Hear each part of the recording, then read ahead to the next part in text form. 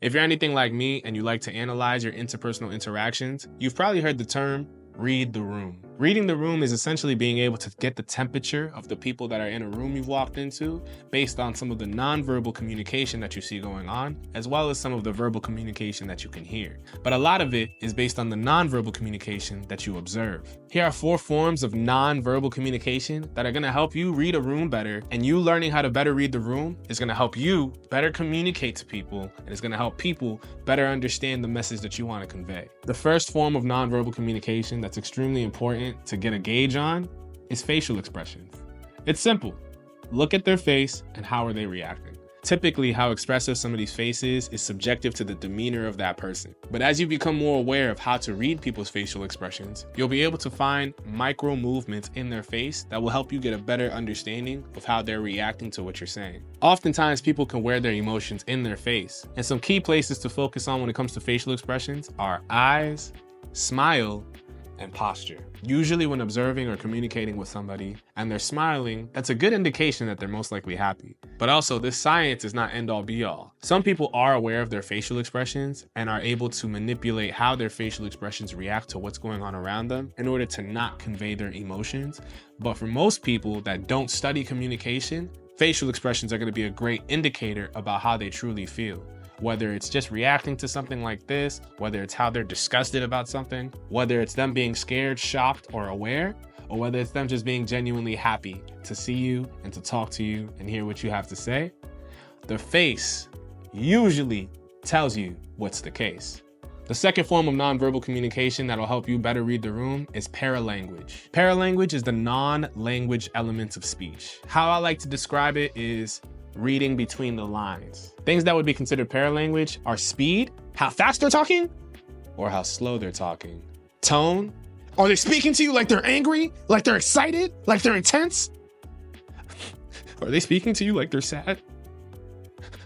Are they speaking to you like they're kind of nervous? Or are they speaking to you like they're confident in exactly what they have to say? The volume, are they speaking super loud? Or are they speaking to you quietly, whispering?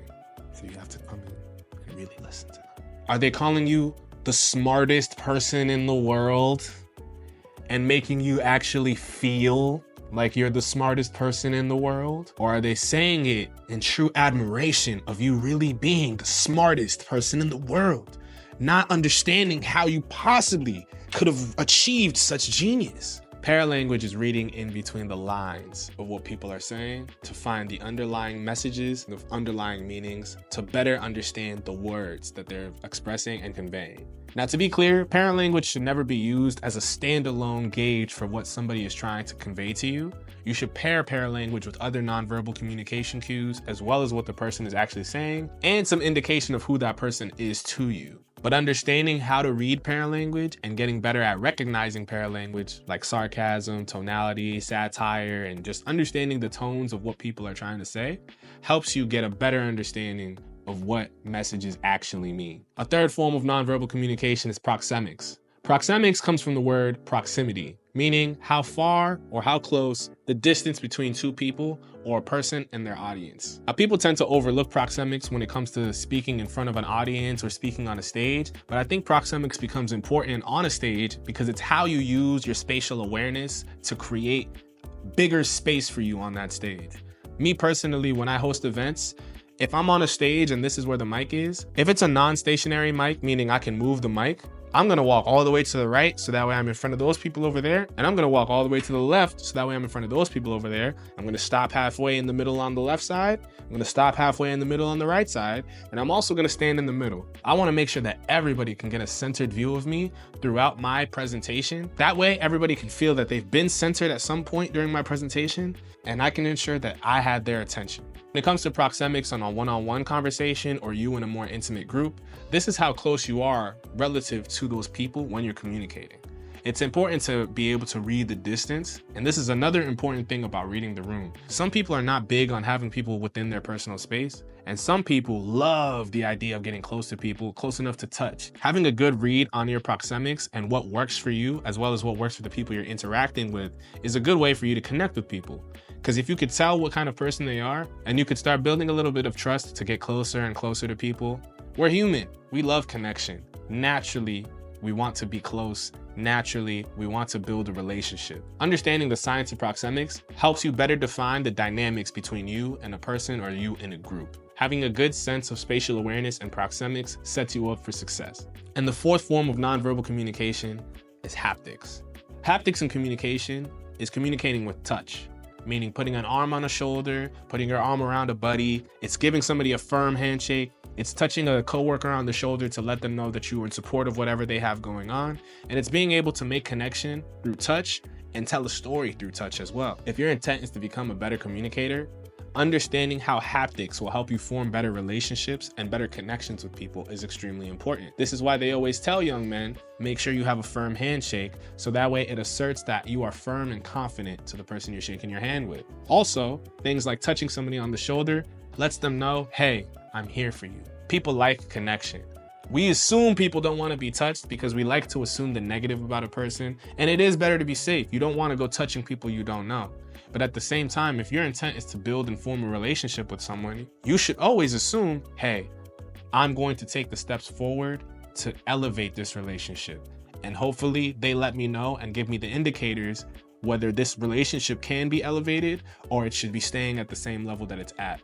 And that's where nonverbal communication really comes into play, to understanding the dynamic of a relationship. Haptics is one of the best nonverbal communication forms to create emotion and create connection. Just think about how you feel when somebody gives you a big, warm hug. Think about why they say pat on the back, pat yourself on the back. Touch brings thoughts to reality through the sense of feeling. And oftentimes on a stage, it's hard to engage in the art of haptics when it comes to your communication. But sometimes it's as simple as telling people to raise their hands, telling people to stand up, telling people to pat themselves on the back, or telling people to shake the person's hand next to them. These are all different ways to incorporate the use of haptics into your presentation skills as well. You don't have to be the one that's doing the touching.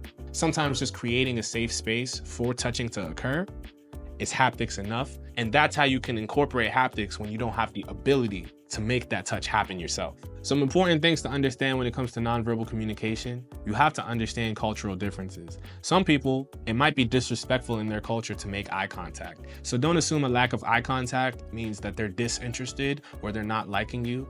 Oftentimes, nonverbal communication is just an indication of somebody having their own issues or their own thoughts running through their mind, and that's not a reflection of who you are or what they think of you. Observe nonverbal communication holistically, understanding that not everybody has a good awareness of their nonverbal communication or a good command over their nonverbal communication. So it's not an end-all be-all way to understand what somebody's trying to say or what message they're trying to convey, but it does help you better understand the state that they're in, how they feel, and what they want. And sometimes the best thing you can do is just ask for clarification. If you're not sure if that nonverbal communication matches up with the communication, asking for clarification is the best way to just address the elephant in the room. There's a lot of other different forms of nonverbal communication that are important to go over, but I want to give you 4 that you can take and start practicing, because oftentimes we get overwhelmed with seeing all these different types of communication and trying to learn them all at once. Focus on learning what these 4 mean and how you can incorporate them in your life and how you can start to recognize them more. And as you get a better grasp on these 4 nonverbal communication cues, you can start exploring more nonverbal communication cues to add to your verbal communication, to add to your digital communication, and to add to your written communication. And then all of a sudden, you have a toolbox of different communication skills that you can use in various situations that help you tell your story better and help you connect with more people. My name is Apex Laurent. Thank you for watching. You know there's going to be more videos teaching you how to communicate. I used to think I didn't have a story to tell until I learned. Maybe my story is to help teach you how to better tell yours. More videos to come. Thank you.